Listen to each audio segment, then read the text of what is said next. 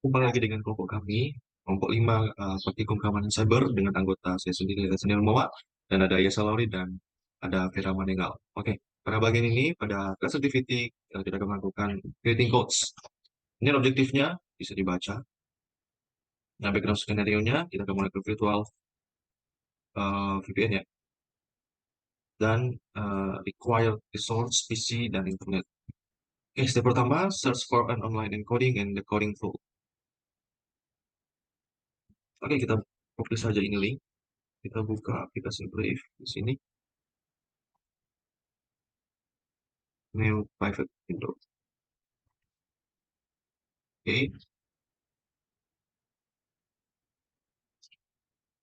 oke. Enter plain text. Use cyber classified key. Oke.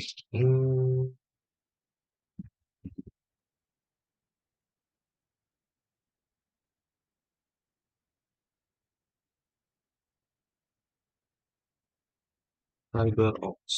Kita encrypt.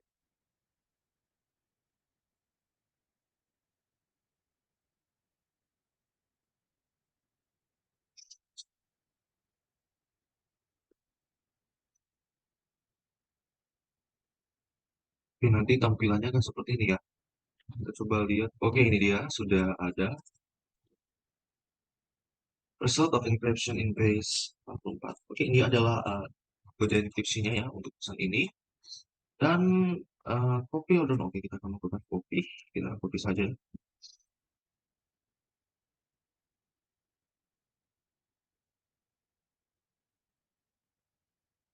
Oke, kita refresh lagi. Lalu kita paste yang kode enkripsi tadi, lalu kita decrypt. CyberOps.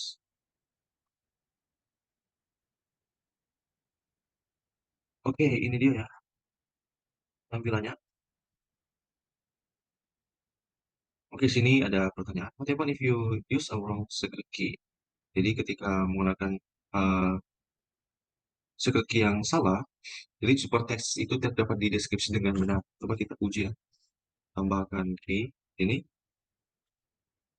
Oke, ini terjadi ya. Coba ini kita.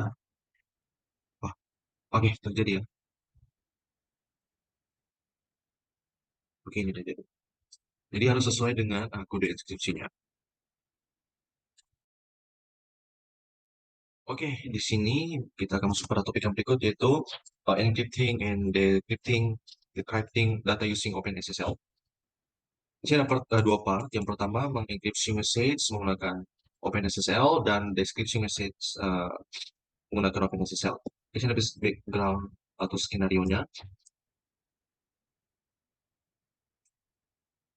Oke, pertama kita buka ya.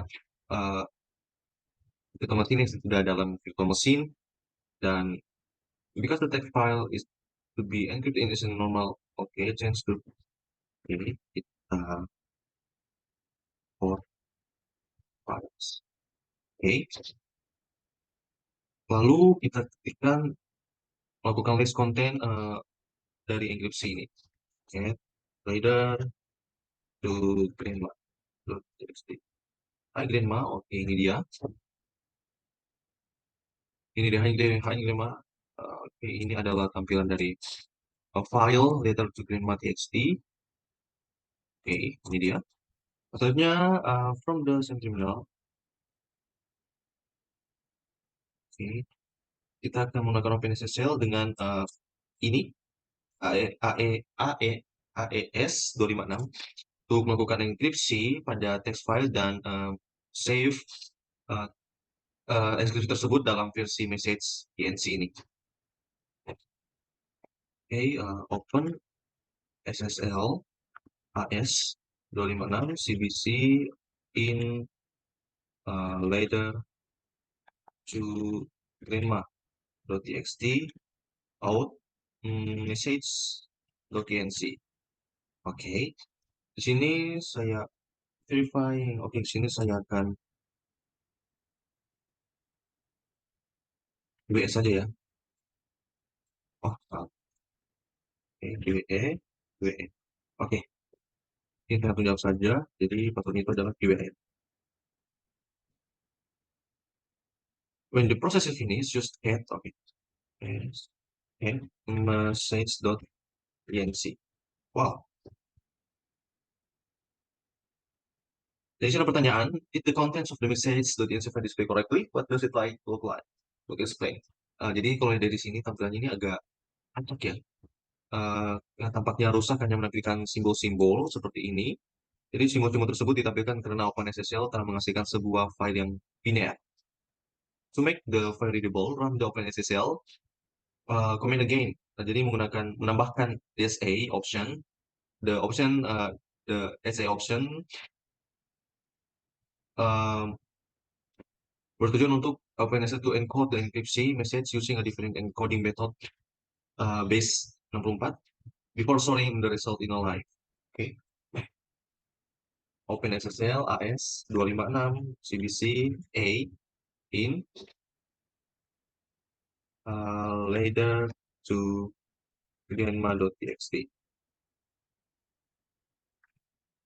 Oh, oh, wow, ini agak salah nih. Oke, open SSL AS 256 CBC A in to grandma.txt out.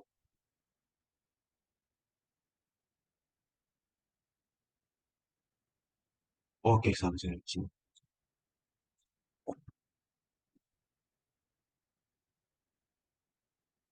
Ini dia yang password QWE. QWE. Oke, lalu kita get message. Oke, ini ada tampilannya ya. Ini ada tampilannya. Oh. Nah, pertanyaan is message do the NC display correctly now. Jadi sini sudah berubah ya, dari yang simbol-simbol ini sudah berubah jadi kata seperti ini. Jadi maupun message.enc transkripsi, maaf. Sekarang tampilan file tersebut sudah benar karena file tersebut telah diubah dari format biner ke teks dan dikodekan dengan base 64. Can you think of a benefit of having message.enc base 64 code? Tunggu sebentar. Oke, jadi saya lanjut. Can you think of benefit of having message.enc base 64 encode? Jadi, pesan dan inskripsi sekarang dapat disalin dan ditempel dalam pesan email sebagai contoh. Oke, jadi untuk encryption message with OpenSSL itu sudah selesai. Dan kita masuk pada part yang kedua, yaitu descripting message with OpenSSL.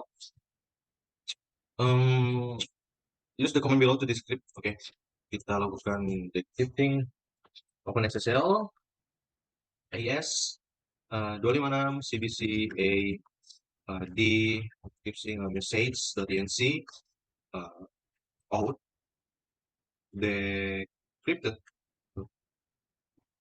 letter txt. Oke.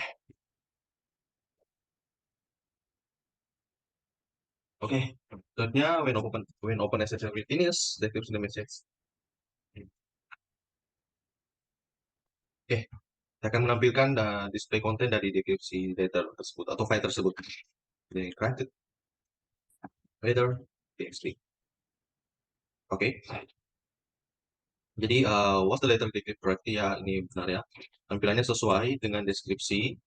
Jadi file atau surat ini benar ya. Yang pertama, pertanyaan, the comment used to decrypt also contains option, can you explain? Jadi karena message.enc dikodekan dengan base 64, setelah enkripsi .message, enc harus dikodekan dari base 64 sebelum OpenSSL dapat mendeskripsinya. Oke, kurang lebih seperti itu mengenai uh, encrypting and decrypting data using OpenSSL. Terima kasih. Baik, saya Ferisha Maningau. Di sini saya akan menjelaskan serta menemukan lab encrypting and decrypting data using a hackathon. Pada lab ini, seperti bisa dilihat, terbagi menjadi dua part, yaitu part yang pertama, create and encrypt files. Kemudian, Part yang kedua yaitu recover encrypted zip files password. Selanjutnya kita langsung saja pada part yang pertama. Di sini kita akan membuat beberapa file text yang akan digunakan untuk membuat file zip terinspeksi pada langkah berikutnya. Selanjutnya, pada step yang pertama, yaitu create text files. Di sini pada poin A, kita akan start the cycle of source station virtual machine. Dan di sini seperti pada tampilan sebelah kanan, saya sudah membuka cycle of source station. Selanjutnya pada poin B, di sini kita akan membuka jendela terminal. Nah, seperti bisa dilihat di sini, untuk home directory pada terminal saya analis, jadi saya tidak akan menjalankan perintah berikut untuk mengganti home directory-nya. Kita langsung saja pada poin C. Di sini kita akan membuat folder baru bernama zip files dengan menggunakan perintah berikut, yaitu mkdir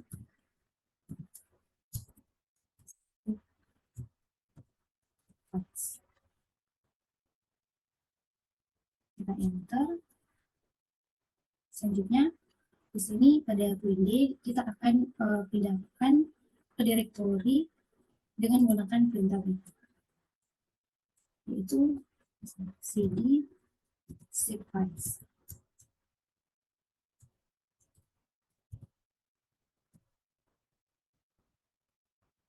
Selanjutnya kita enter. Nah, di sini bisa dilihat untuk direktorinya sudah berubah sesuai perintah yang kita masukkan. Selanjutnya kita masuk pada poin D. Di sini kita akan memasukkan perintah berikut untuk membuat 3 file text. Jadi di sini kita akan memasukkan perintah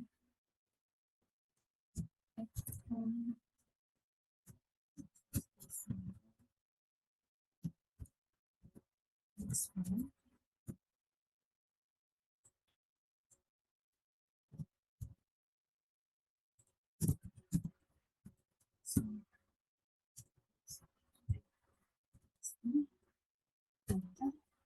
Ini akan sampel kedua.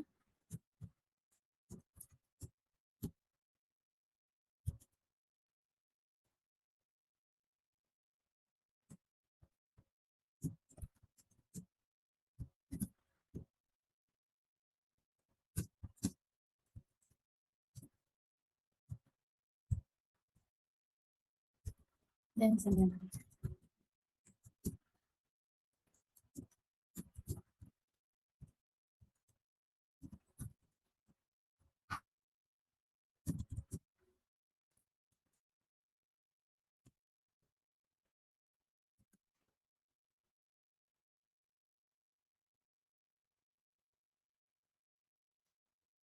Kemudian kita enter.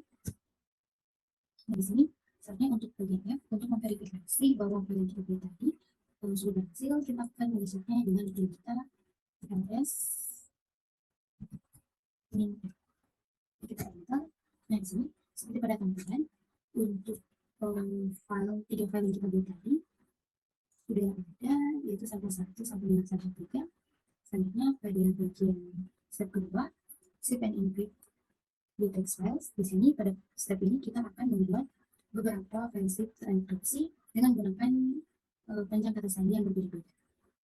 Nah, pada poin pertama di sini kita akan buat file zip terenkripsi bernama file1.zip yang berisi 3 file sampel yang kita buat tadi. Jadi di sini kita akan memasukkan perintah berikut ke dalam terminal, yaitu zip file1.zip sampel begini. Kemudian kita enter. Nah, di sini untuk passwordnya kita akan mengikuti pada dokumen. Di sini contohnya kita akan masukkan password dengan 1 karakter, yaitu D. Kemudian untuk verify passwordnya sama D. Kita enter. Nah, seperti bisa dilihat sudah berhasil. Selanjutnya pada poin C, di sini kita akan ulangi prosedur untuk membuat 4 file lainnya, yaitu file 2 sampai dengan file 5. Namun di sini untuk file kedua sampai dengan file 5 akan menggunakan kata sandi yang berbeda, yaitu untuk file kedua kita akan menggunakan kata sandi 2 karakter pilihan. Contohnya di sini R2 selanjutnya file tiga menggunakan 3 karakter, file 4 menggunakan 4 karakter kata sandi, dan begitu juga dengan file 5 menggunakan 5 karakter kata sandi atau password. Di sini langsung saja kita akan membuat file kedua terlebih dahulu. Kita menggunakan printer tadi,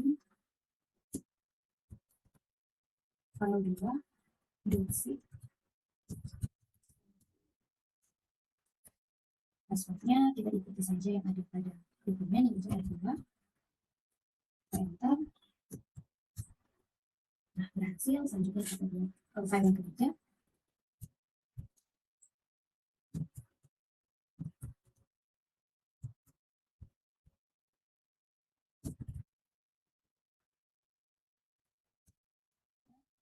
Untuk password file ketiga, yang B1.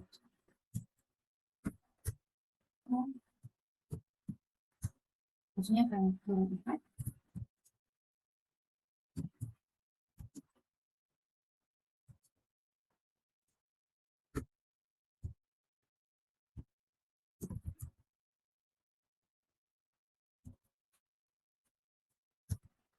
Passwordnya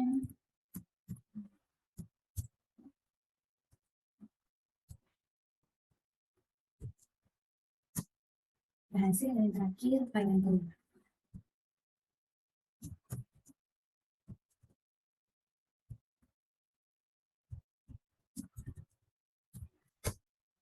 Passwordnya C23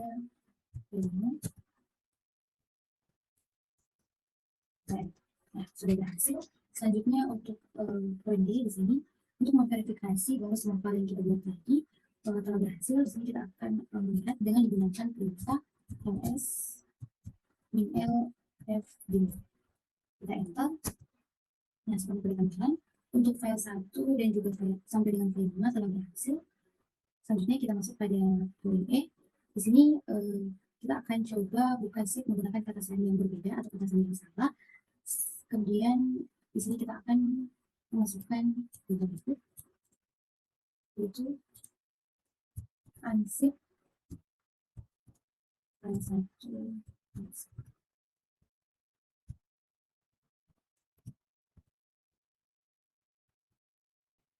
Enter.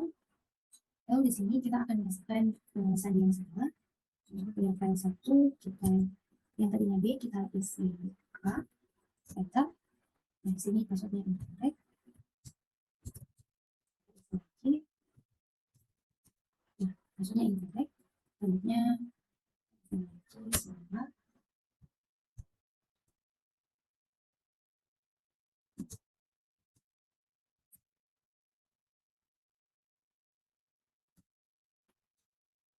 Kita masuk pada part selanjutnya.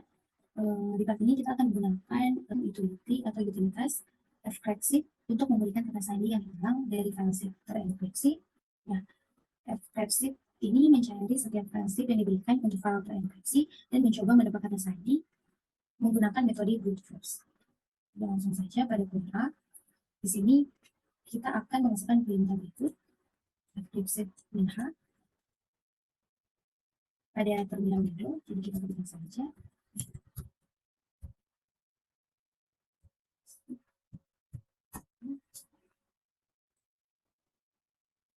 dan kita enter.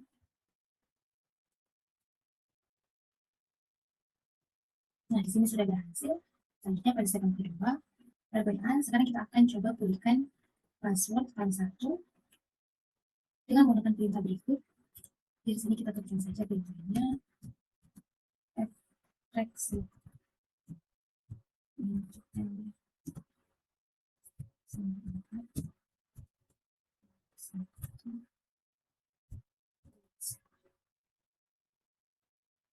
kemudian kita enter. Nah, di sini bisa dilihat dia menemukan password yang saya masukkan tadi atau password yang saya buat pada file 1. Nah, di sini terdapat pertanyaan, berapa lama waktu yang dibutuhkan untuk menemukan kata sandi? Seperti yang dilihat tadi, di sini hanya membutuhkan waktu beberapa detik saja untuk menemukan kata sandi pada file 1. Selanjutnya pada kode B, kita akan mengulangnya pada file yang kedua. Jadi kita masukkan kembali untuk perintahnya. Exit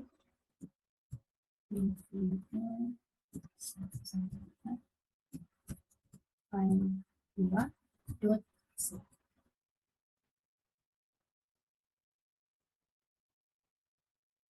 Dan sini kita enter.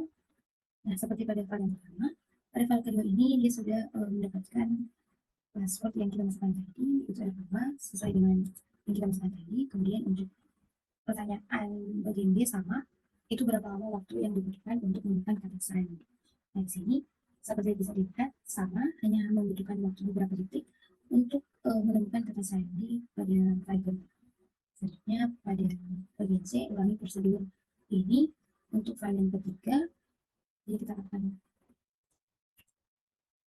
mengulangi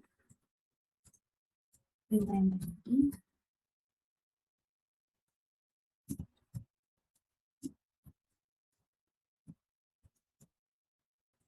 File 3 di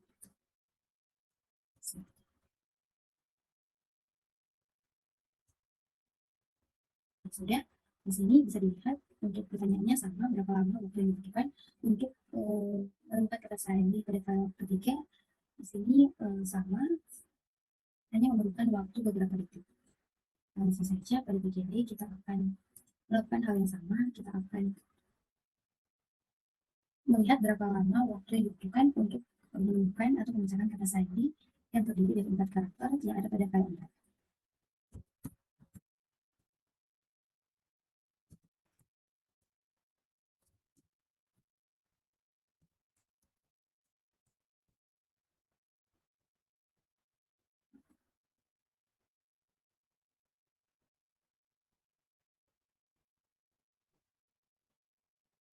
Sama seperti sebelumnya, untuk passwordnya ditemukan sama seperti yang kita masukkan pada saat membuat file 4, tapi berbeda dengan file 1 sampai 3. Untuk file 4 itu membutuhkan beberapa detik dalam menemukan kata sandi. Kita langsung saja pada bagian D.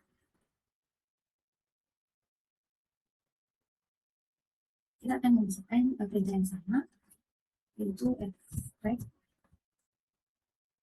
fxc min file. Namun di sini karena file kelima jadi 1 sampai 5, kemudian file 5 kita enter.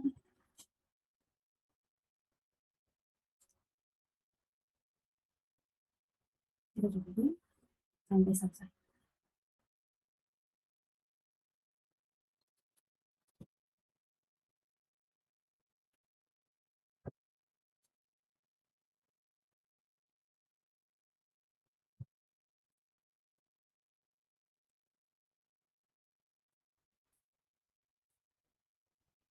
Nah, kalau berhasil, di sini seperti bisa dilihat tadi, untuk file kelima ini lebih lama dari file sebelumnya. Jadi sini untuk pertanyaan bagian ini, berapa lama waktu yang dibutuhkan, kalau yang tadi itu tadi, untuk file ini membutuhkan beberapa menit. Lanjut pada bagian F, di sini recover a 6 character password using fxc. Nah, di sini intinya pada bagian F ini kita akan menggunakan file ke-6 dengan menggunakan 6 karakter password dengan menggunakan perintah berikut. Jadi sini kita berikan perintah berikut.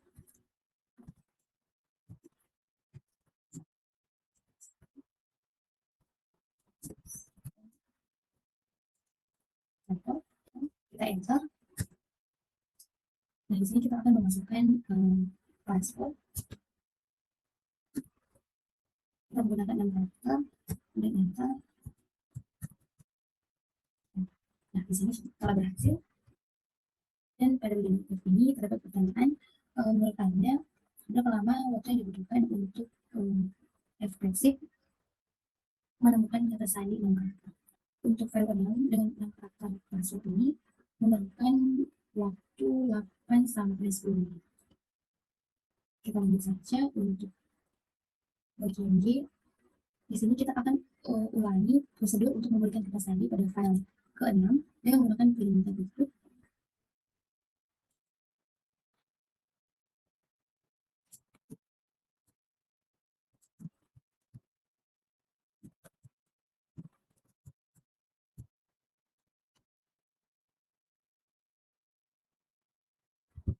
Kemudian kita enter.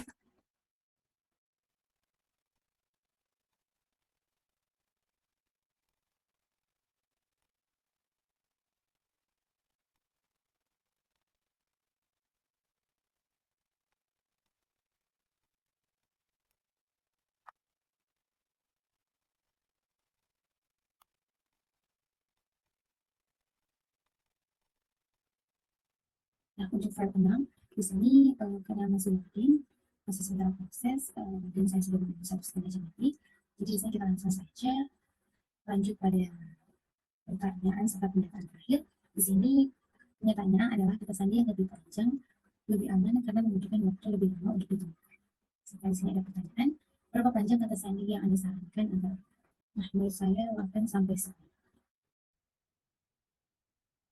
Baik, dengan saya Sajal Lauri. Di sini saya akan menjelaskan untuk left examine talent dan SSH in Wireshark. Dan di sini ada dua part, examine talent session with Wireshark dan examine SSH session with Wireshark. Untuk background di sini kita akan mengkonfigurasi router untuk menerima SSH connectivity dan menggunakan Wireshark untuk mengcapture dan melihat telnet session dan SSH. Dan di sini kita akan melihat pentingnya enkripsi dengan SSH. Langsung saja pada bagian yang pertama kita akan memeriksa telnet session dengan Wireshark. Langkah yang pertama kita buka Cyber Source Station Virtual Machine. Ini sudah saya buka dan langsung saja kita open terminal. Pada terminal kita akan membuka Wireshark dengan perintah berikut. Kita masukkan passwordnya CyberOps. Sudah masuk pada Wireshark. Kemudian kita lanjut pada yang berikutnya. Di sini kita akan memilih Wireshark capture loopback IO seperti ini. Kemudian kita simpan dan kita stop seperti ini.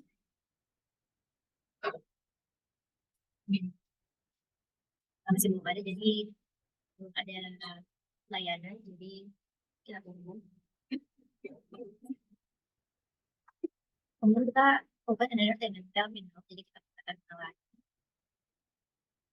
Kemudian kita masukkan terminal localhost.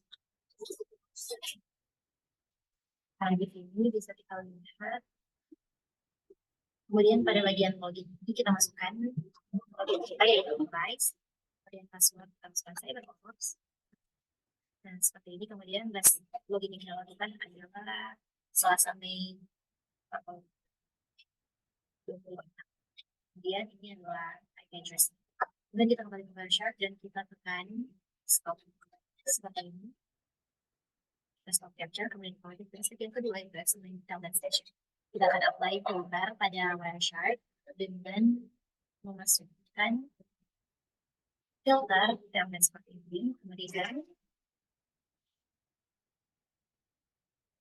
kita apply. Kemudian pada protokol ada telnet layanan kita tampilkan. Kemudian pada step yang berikutnya kita akan right click. Kita akan klik kanan pada salah satu baris telnet ini di marketplace section Wireshark. Kemudian kita tekan ini, kita pilih mungkin yang sama seperti yang di manual.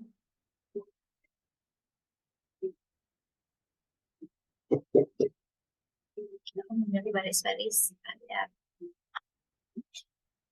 area ini. Kemudian kita tekan follow.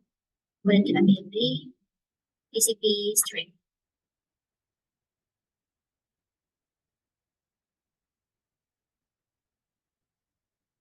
Nah, pada window yang ditampilkan ini menampilkan data untuk telnet session kita dengan CyberOps Source Station Virtual Machine. Seluruh sesi yang ditampilkan dalam teks biasa termasuk dengan kata sandi kita di sini.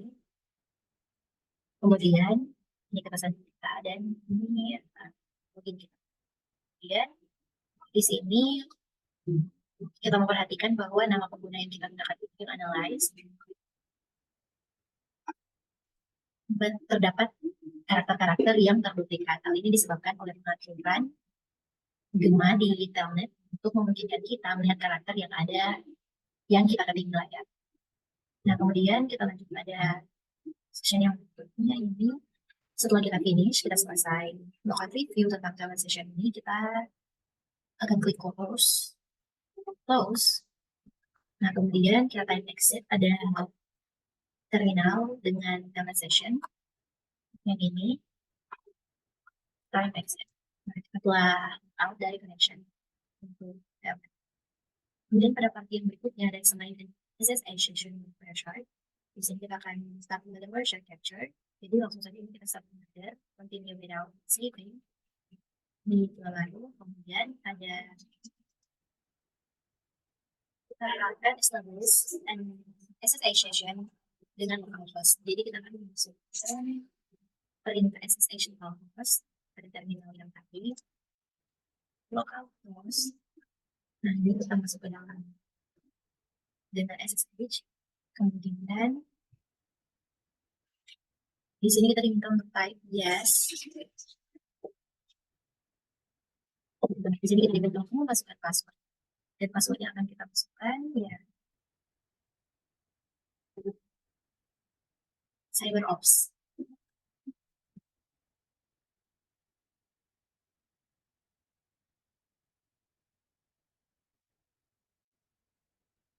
Nah, ini sudah telah terlogin dan list login kita adalah Friday April. Kemudian di sini kita buka website kita dan di sini sudah ada layanan-layanan. Kita akan stop capture, kemudian kita masukkan filter dengan SSH. Kalau kita apply. Nah, kita sudah masuk pada tahap yang menekan kanan untuk SSH. Version 2, kita pilih salah satu, kita tekan kanan, kemudian kita pilih follow, kemudian kita pilih follow TCP span option. Nah, di sini ada window baru, kita akan cermati dan menelaah, kemudian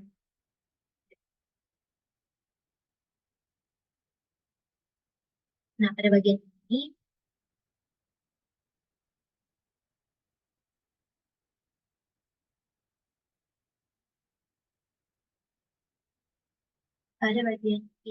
data yang telah diinskripsi tidak dapat dibaca. Jadi kita boleh melihat ini tidak dapat dibaca. Dan dengan membandingkan dengan window yang sebelumnya pada telnet, hal tersebut masih pada window tersebut ditampilkan data-data yang masih dapat terbaca termasuk password dan login kita tadi. Namun pada window SSH ini tidak dapat terbaca karena telah dienkripsi. Kemudian setelah kita melakukan telah ini, kita akan close. Kemudian kita close Wireshark. Without saving. Kemudian di sini kita ada pertanyaan protection. Kemudian mengapa SSH lebih disukai daripada telnet untuk koneksi jarak jauh. Nah, sama seperti telnet, SSH digunakan untuk mengakses dan menjalankan command pada sistem remote. Namun, protokol SSH memungkinkan user untuk berkomunikasi dengan sistem remote secara aman dengan mengenkripsi komunikasi. Nah, ini mencegah informasi sensitif leak out atau keluar dan seperti informasi nama pengguna ataupun informasi kata sandi yang ditangkap oleh capture yang di-capture selama transmisi. Sekian untuk penjelasan lab examining telnet dan SSH Wireshark. Akan dilanjutkan pada part yang berikutnya. Kita akan melanjutkan untuk lab yang berikutnya, yaitu lab hashing things out. Di sini ada 2 part. Dan background dari lab ini yaitu fungsi dari hash. Ini algoritma matematika yang dirancang untuk mengambil data sebagai masukan dan menghasilkan ukuran tetap. String karakter unik juga dikenal sebagai hash. Dan di sini requirement system adalah cyber station, virtual machine, dan internet access. Untuk part pertama di sini ada creating hashes with OpenSSL. Nah, OpenSSL ini dapat digunakan sebagai alat mandiri untuk hashing. Untuk membuat hash dari file text, kita akan melanjutkan ke langkah-langkah pada step yang pertama, hashing a text file. Kita buka CyberOps Workstation, ini sudah saya buka. Kemudian kita akan memasukkan perintah berikut. Kita buka terminal, kemudian kita masukkan perintah.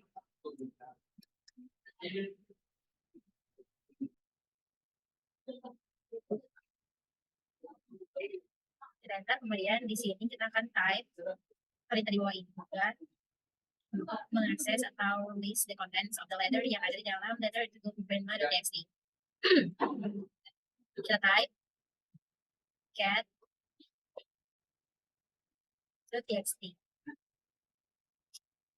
Kemudian kita enter. Nah, di sini ada konten yang ada di dalam letter to grandma. Kemudian masih dengan terminal kita akan memasukkan perintah untuk hash file text. Perintahnya adalah OpenSSL. Kita sudah type untuk hash ini dan kita enter. Nah, di sini kita memperhatikan format outputnya, di mana OpenSSL ini menampilkan algoritma hashing yang digunakan SHA-256, diikuti dengan nama file yang digunakan sebagai data input. Hash ini sendiri ditampilkan setelah tanda sama dengan. Nah, ini dia. Nah, kemudian di sini kita akan masuk pada step yang berikutnya, di mana fungsi hash dapat berguna untuk memverifikasi integritas data terlepas dari apakah itu gambar, lagu, ataupun file teks sederhana, seperti file letter to grandma.txt ini.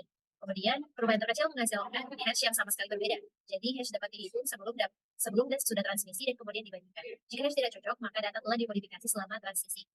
Sekarang kita akan memodifikasi data dengan perintah berikut. Di sini, perintah nano letter to grandma.txt.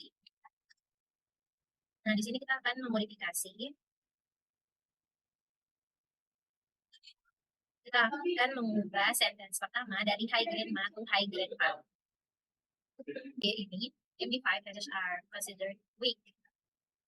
Jadi yang kita gunakan tadi itu lemah terhadap serangan, dan di sini kita akan memasukkan SHA-1 dan SHA-2 untuk menggenerate SHA-1 hash dari letter to grandma.txt. Kita akan menggunakan perintah yang ada di bawah ini. Nah, ini kita sudah masukkan open SHA-1 letter, kemudian kita telah enter, dan ini adalah hasilnya. Ini benar-benar berbeda, namun di sini ada sedikit kesempatan. Kemudian pada yang bagian H ini kita akan menggunakan MD5 sum dan SHA-1 sum untuk menggenerate MD5 dan SHA-1 hash dari letter to grandma.txt file. Langsung saja MD5 hasilnya. Nah, ini adalah hash. Kemudian kita coba lagi dengan SHA-1, kemudian sum, letter to grandma.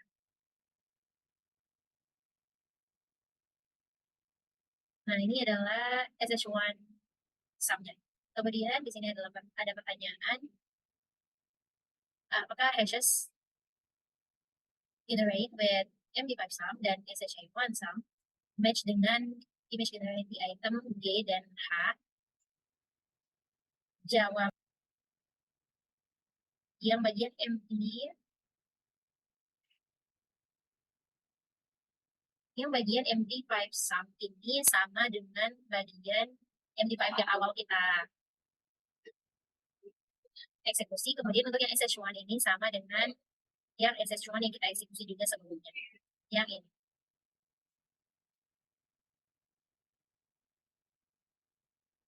Nah, sementara kita menggunakan alat yang berbeda, mereka menggunakan algoritma hashing dan input yang sama. Jadi untuk MD5 tadi sama dan MD5 sum, dan kemudian dengan SH1 sum dan SH1 sama dengan hashingnya sama. Kemudian kita lanjut pada part yang berikutnya, yaitu kita akan verifying hash dengan menggunakan step-step yang ada di bawah ini. Nah, kita akan menggunakan sample.image, kemudian kita akan mengunduh, dan langsung saja kita menggunakan command yang ada di bawah. Nah, commandnya yaitu cat sample.image underscore sha256.sh. Nah, ini bisa kita lihat ada kode-kode seperti ini, huruf dan angka. Kemudian kita akan menggunakan SHA256 sub untuk menghitung hash dari file sample image ini. Jadi kita lanjut pada step B, kita akan menggunakan SHA256 sub, kemudian kita masukkan sampel tadi, sample.image. Nah, pertanyaannya, apakah sampel image diberi tanpa kesalahan? Jawabannya ya, karena kedua hashnya cocok dan hashnya dihitung sebelum mengunduh dan yang dihitung polanya. Itu menyatakan bahwa tidak ada kesalahan yang diperkenalkan selama pengunduhan. Seperti ini, sama dengan hash yang sebelumnya, bagian ini. Kemudian kita akan lanjut pada lab yang berikutnya, yaitu Certificate Authority Stores. Di sini kita ada dua part, kemudian di sini kita memiliki 4 part, di mana di lab ini kita akan list semua sertifikat yang dipercaya oleh browser kita. Kemudian kita akan gunakan hash untuk mendeteksi jika koneksi internet kita ini sedang dicegat. Kemudian kita required resources-nya adalah Cyber Workstation Virtual Machine dan Internet Access. Langsung saja pada part yang pertama, Certificates Trusted by Your Browser. Di sini, step yang pertama kita akan display the root certificates in Chrome. Kita akan membuka Chrome browser di PC kita. Pada step yang pertama, kita akan buka Chrome di web browser yang ada di PC kita yang sudah kita buka. Kemudian di sini, pada yang step yang berikut, kita akan klik three dot yang ada di sebelah kanan. Kemudian kita pilih setting.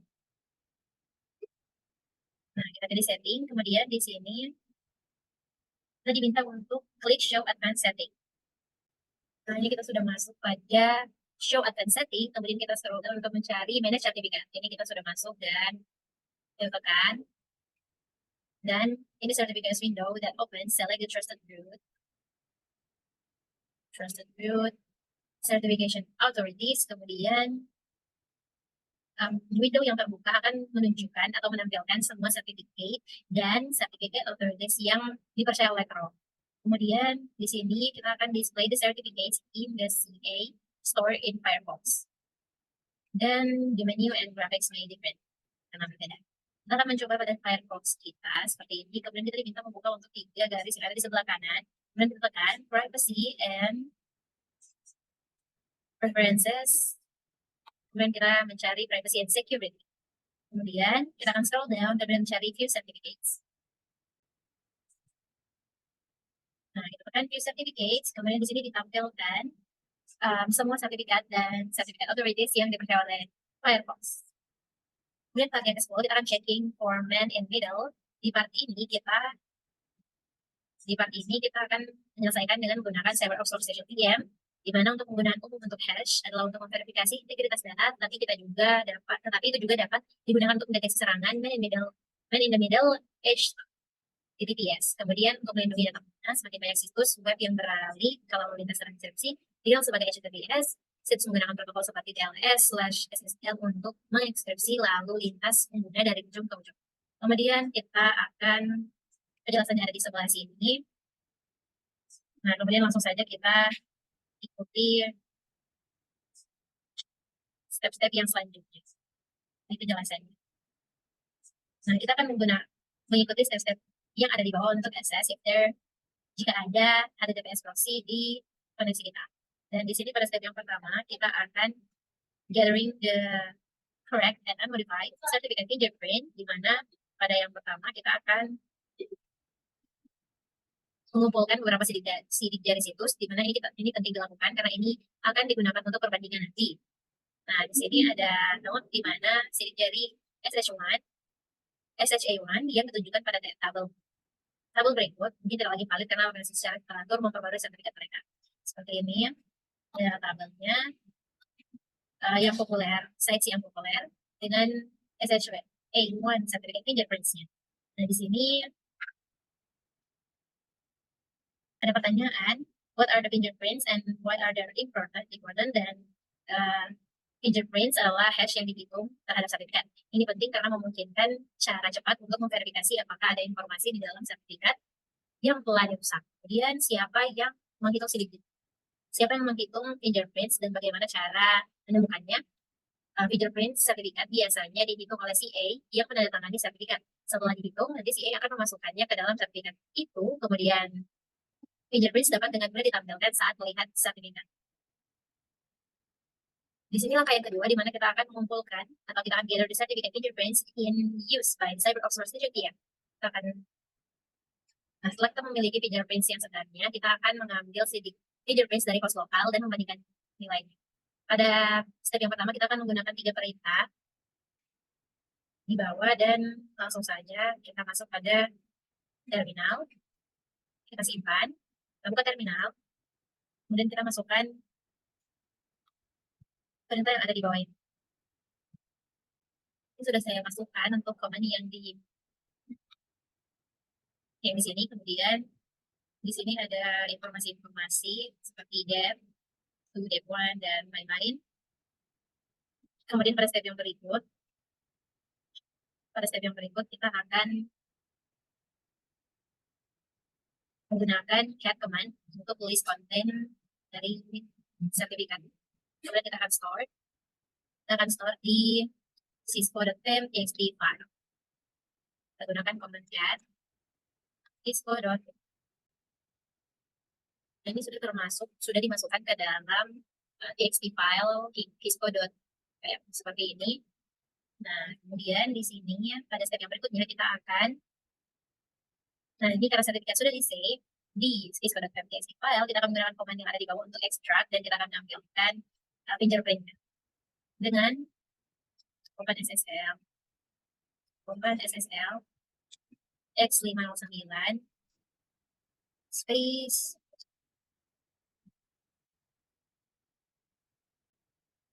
dan seperti ini. Kemudian ada pertanyaan algoritma hash apa yang digunakan oleh OpenSSL untuk menghitung fingerprint ini. Yang digunakan adalah algoritma SHA-1 ini. Kemudian mengapa algoritma spesifik harus kita lakukan, harus kita pilih, mengapa ini penting. Nah, fingerprints yang diperoleh dan ditampilkan dalam tabel semuanya adalah SHA-1 dan algoritma lain yang boleh digunakan saat OpenSSL saat menghitung fingerprints akan menghasilkan hash yang berbeda. Oleh karena itu fingerprints yang berbeda dan membatalkan tes. Kemudian pada step yang berikut kita akan membandingkan sidik jari atau membandingkan fingerprints. Kita akan menggunakan tabel tadi untuk membandingkan. Membuka tabel tadi seperti ini. Tadi kita buka Cisco, kita lihat ini adalah fingerprints-nya, dan ini fingerprints-nya berbeda karena untuk tabel 1 bisa saja berubah karena ada organisasi yang secara reguler memperbarui sertifikat mereka. Kemudian kita masuk pada pertanyaan, apakah fingerprints-nya cocok? Jawabannya bervariasi tergantung jaringan yang digunakan. Jika menggunakan VM seperti yang diinstruksikan, jawabannya ya, VM kemungkinan besar tidak memiliki CI palsu yang diinstal di tokonya. Kemudian, apa artinya? Jawabannya akan bervariasi tergantung pada jaringan yang digunakan. Nah, jika sidik jari cocok, jika fingerprints cocok, kemungkinan tidak ada gangguan sertifikat yang terjadi. Dan oleh karena itu, tidak ada proxy HTTPS yang beroperasi. Lalu lintas yang dipertukarkan antara mesin lokal dan situs dari cisco.com dienkripsi di ujung ke ujung. Dan fingerprints yang tidak cocok berarti bahwa orang lain telah mencoba koneksi, mengirim sertifikatnya sendiri ke mesin host, dan membuat koneksi install TLS baru ke cisco.com. Karena itu, sertifikat baru dikirim ke mesin lokal. Fingerprints sertifikat baru itu akan berbeda dari sertifikat yang digunakan oleh cisco.com. Nah, lalu lintas antara mesin lokal dan situs cisco.com dapat dibaca oleh proxy HTTPS. Kemudian di sini ada pertanyaan, apakah metode ini 100% mudah? Jawabannya tidak, karena sementara fingerprints yang tidak cocok mengkomunikasi interface SSL/TLS, fingerprint yang cocok harus ditangani dengan hati-hati. Beberapa pengecualian yang perlu dipertimbangkan adalah yang pertama, VM CyberOps Workstation ini kemungkinan tidak akan menginstal sertifikat root dari si A milik perusahaan atau organisasi. Dalam skenario itu, dia mungkin tidak memiliki lalu lintas yang dicegat, sementara mesin lain di jaringan lokal dapat melakukannya. Yang kedua, organisasi dapat menggunakan aturan dinamis untuk mencegat hanya situs yang dipilih. Lanjut kita pada part yang berikutnya. Ada pertanyaan refleksi apa yang diperlukan agar proxy HTTPS ini berfungsi. Jawaban dari pertanyaan refleksi di mana local machine harus mempercayai proxy HTTPS, di mana perusahaan dan organisasi yang ingin memantau lalu lintas HTTPS mencapai kepercayaan ini dengan menginstal sertifikat proxy HTTPS ke sertifikat root machine lokal. Dalam skenario ini, local machine akan mempercayai proxy HTTPS dan memungkinkan untuk mendekripsi lalu lintas tanpa peringatan apapun. Sekian penjelasan untuk lab Certificate Authority Stores. Sekian dan terima kasih.